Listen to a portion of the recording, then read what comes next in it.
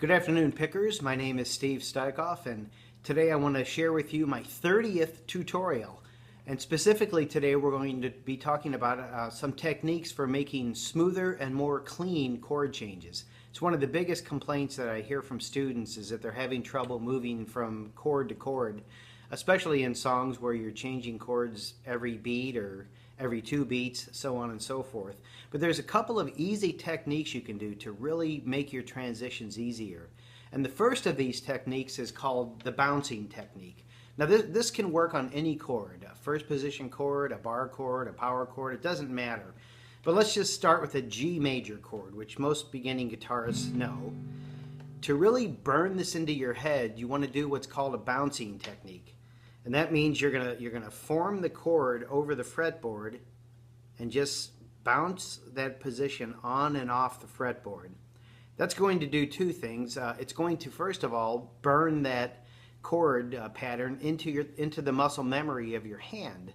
And secondly, it's also going to help your brain to memorize and strengthen that the memory of that chord position for a G major chord. And you do that a lot of times, 100 times if you need to. And then you can go to another chord and do the same thing, like a C major chord. Just bounce up and down off the fretboard, the position for a C major chord, and down in the first position.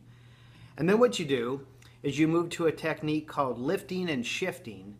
And what that means is, by the time you get this G chord burnt into your head and that C chord burnt into your head, you just want to do a simple lift and shift, starting with the G major chord, shift to a C, back to a G, back to a C, and just back and forth, because you're burning that transition again into your muscle memory and into the neurons of your brain.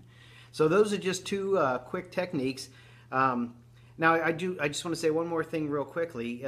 If you have worked on bouncing these chords and worked on that lifting and shifting, then it should not matter which chord you're coming from or which chord you're going to. Your muscle memory will help get you quickly to and from whatever chord you want to transition between. So that's all I have for today. Have fun with this and have some happy picking. Bye.